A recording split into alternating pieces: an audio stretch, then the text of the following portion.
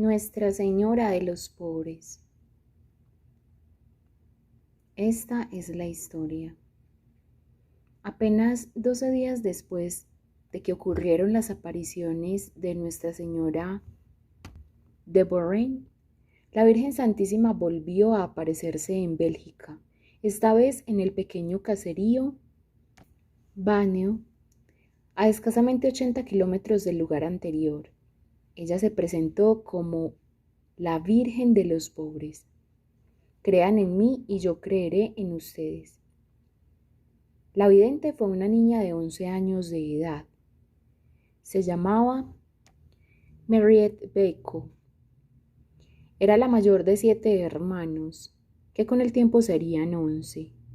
La familia Beko, sin embargo, en aquel entonces no practicaba la religión. Sus miembros eran católicos apenas de nombre. En ese ambiente, aunque no era hostil a la religión, se vivía en un clima de indiferencia religiosa. La vidente había hecho su primera comunión y de vez en cuando rezaba antes de dormir unas oraciones, con la ayuda de un rosario que había encontrado por casualidad. La primera aparición. La noche del 15 de enero de 1933, alrededor de las 7 de la tarde, Mariette se sentó junto a la ventana de su casa, esperando a su hermano que regresaba. Fue entonces que vio a través de la ventana, mientras caía la noche, a una señora en el jardín de la casa. Pensando que podría tratarse del reflejo de la lámpara de la mesa sobre el vidrio, la movió del lugar de donde estaba. A pesar de ello, la visión persistía. Atemorizada, llamó a su madre, diciendo que había una señora en el jardín de la casa. La madre, incómoda, no le dio importancia.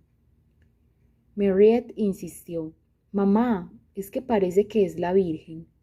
La madre se interesó, aunque no creía, pues la niña no solía hablar de cuestiones religiosas.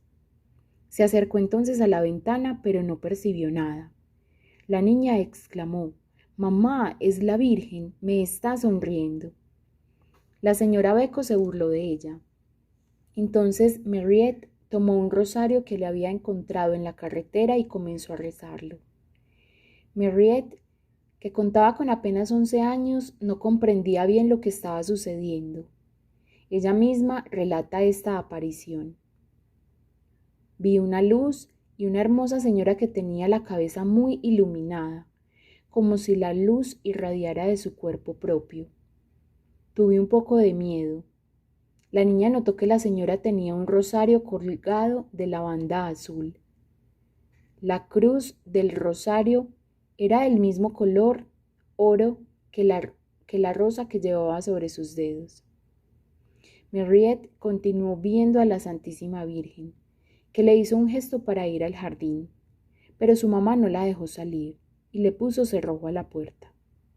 Cuando Mariette regresó a la ventana, Nuestra Señora había desaparecido. En la mañana siguiente, Mariette le contó a su padre, su hermano Julien y a su mejor amiga, pero ninguno le creyó. Su hija insistió tanto a su padre que despertó su curiosidad.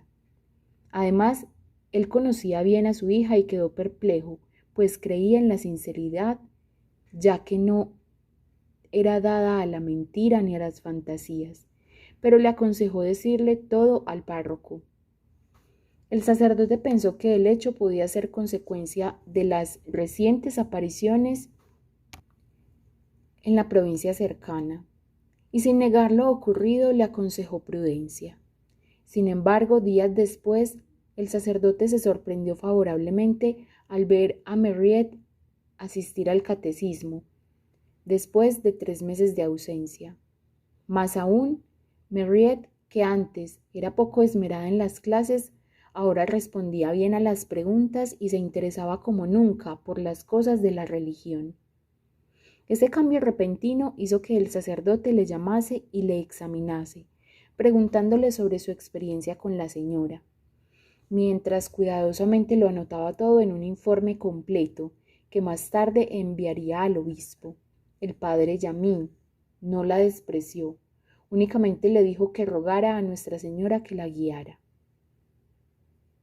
Descripción de Nuestra Señora. Mariette describió a la señora. Era tan bella, tenía un rostro tan hermoso, con un bonito tono rosado en las mejillas. Un rostro muy delicado, tan joven, con una pequeña nariz muy fina, parecía una jovencita de 18 o 19 años. Su vestido era largo y blanco, llevaba un cinturón azul y rayos de luz brillaban en su cabeza. Ella era un poco más de 5 pies de altura. Su pie derecho estaba desnudo y debajo de ella había una rosa de oro sobre los dedos de los pies. Su mano se levantó contra su pecho en el que vio un corazón de oro. Tenía un rosario colgado de su brazo derecho. Mariette se dio cuenta de que ella estaba elevada sobre la tierra, parada como en una nube. No parecía tener nada de frío. Segunda aparición. El día 18 de enero, la Santísima Virgen se apareció nuevamente. Era de noche y hacía mucho frío, 12 grados bajo cero. Mariette, al ver otra vez a la Virgen, venció el miedo y la oscuridad, salió de la casa y se dirigió al jardín. Se arrodilló y permaneció rezando aproximadamente 20 minutos en silencio y mirando a la Virgen. El señor Becco, intentando hablarle a su hija, ella no parecía escucharlo.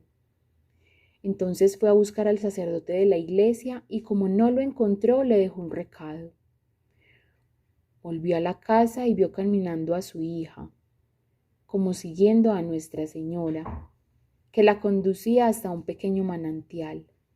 La Virgen le dice: posa tus manos en el agua. Como niña obediente ella lo hace y la Virgen le dice: esta fuente me está reservada. Hasta pronto. Buenas noches. Y desapareció por encima de unos pinos. Tan pronto como pudo, el padre Yamín fue a la casa de la familia Becco. Estaba sorprendido, pues sabía que en esa familia no se practicaba la religión. Al llegar, Mariette ya estaba durmiendo. El señor Becco relató lo sucedido al sacerdote. Al terminar, le pidió que lo confesara para poder comulgar al día siguiente. Y de hecho, él, que no comulgaba desde su primera comunión, volvió a ser un católico practicante. Tercera aparición. Al día siguiente, jueves 19 de enero, Mariette volvió a ver por tercera vez a la Santísima Virgen. Su padre, que en ese momento la acompañaba, no percibió nada. Mariette le hizo una pregunta, usando una fórmula graciosa. ¿Quién es usted, mi bella dama? Y la señora le contesta: soy la Virgen de los pobres. Respondió. La conduce nuevamente al manantial, arrodillándose la niña con la mirada fija hacia lo alto. Mariette vuelve a preguntar a la Virgen por qué la fuente está reservada para ella. La Virgen pone las manos en su pecho, señalándose dentro, y acentúa su sonrisa y le contesta: esta fuente es para todas las naciones, para los enfermos. La Virgen le dice a Mariette, cuando ésta le dio las gracias por el manantial: rezaré por ti a Dios. Cuarta aparición. El día viernes 20 de enero de 1933, Mariette se siente un poco mal. Esto no le impide salir a las 6 de la tarde y rezar el rosario. A los 2 minutos grita: «Hela aquí». Después ella pide con voz clara: «¿Qué desea usted, bella dama?». La Virgen le contesta: «Desearía una capillita». Luego, abriendo las manos, las extiende sin separarlas de su pecho. Con la mano derecha hace la señal de la cruz para bendecirla y desaparece. Quinta aparición. El sábado 11 de febrero, Mariette está arrodillada en el huerto. Algunas personas están presentes. Mariette se levanta de repente, se dirige hacia el borde del huerto y va hacia el manantial. Se arrodilla en los mismos lugares como anteriormente. Una vez llegada al manantial, se arrodilla, se inclina, pone la mano en el agua, se persigna con el rosario. La Virgen le confía: Vengo a aliviar el dolor. Hasta pronto. Luego se aleja como de costumbre. Sexta aparición. La sexta aparición tuvo lugar 3 días después de la anterior, el 15 de febrero. La niña le dice a la Santa Virgen: el capellán me ha encargado que os pida una señal. Y la Virgen le contesta: creed en mí y yo creeré en vosotros. Luego confía un secreto a la niña, con prohibición expresa de comunicárselo incluso a sus padres, secreto que ella nunca reveló. En el momento de desaparecer añade: rezad mucho, hasta pronto. La Virgen comprende la situación difícil del sacerdote. La niña de su parroquia estaba declarando una visita celestial justamente al mismo tiempo que otra aparición, en el mismo país y en el mismo mes. A partir del instante en el que el sacerdote cree y apoya de forma privada las apariciones, ocurren las sanaciones. El gran número de milagros que ocurrieron fue tan abrumador que tomó por sorpresa a la iglesia local. Séptima aparición. El lunes 20 de febrero había nieve, hacía mucho frío. Al final del segundo rosario, Mariette extiende los brazos bruscamente y su plegaria se hace más rápida. La bella dama ha bajado como de costumbre y se lleva consigo la niña hacia el manantial. Mariette se arrodilla en los sitios acostumbrados y reza cada vez que se para. La Virgen sonriente le dice: querida niña, reza mucho. Después, dejando de sonreír, añade antes de marcharse y con voz grave: hasta pronto. Octava aparición. El jueves 2 de marzo llovía torrencialmente a principio del primer rosario, pero en cuanto se aparece la Virgen, para. El cielo se aclara y las estrellas brillan. La Virgen lucía más hermosa y más sublime que nunca antes en sus visitas. Pero en esta ocasión no sonrió. Quizá ella también estaba triste porque venía su última visita. Le dijo a la niña: yo soy la madre del Salvador. Rezad mucho. Adiós.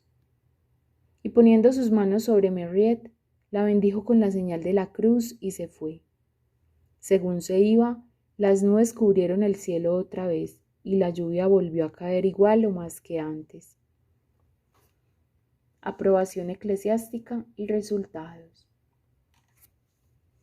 El aspecto que más llamó la atención sobre estas apariciones fueron las conversiones que ellas ocasionaron. No fueron milagros físicos, sino milagros espirituales. Personas que habían abandonado la religión católica volvieron a practicarla. Hoy en día, debido a la propagación de los errores socialistas, cuando se habla de pobres en general, se piensa únicamente en aquellos que no tienen dinero y pasan hambre. Se olvidan de que existe una categoría de personas en una situación de pobreza mucho más dramática: aquellos que no tienen fe, que son espiritualmente desnutridos, espiritualmente pobres. Aunque puedan ser hasta muy ricos materialmente, les falta lo necesario para la vida espiritual. Fue para estos que la Santísima Virgen se apareció, para alimentar a todos los que tienen hambre de Dios. Ella no distribuyó dinero, ni canastas básicas o cualquier bien material, pero sí un bien muchísimo más elevado e importante: la fe. La familia Beco y muchos otros se convirtieron en católicos modelo. La capilla fue construida y el manantial se convirtió en sitio de innumerables curaciones. La cantidad de milagros que ocurrieron fue tal que tomó por sorpresa a la iglesia. En 1947, el obispo aprobó la devoción. En 1948 se puso la primera piedra de una nueva basílica.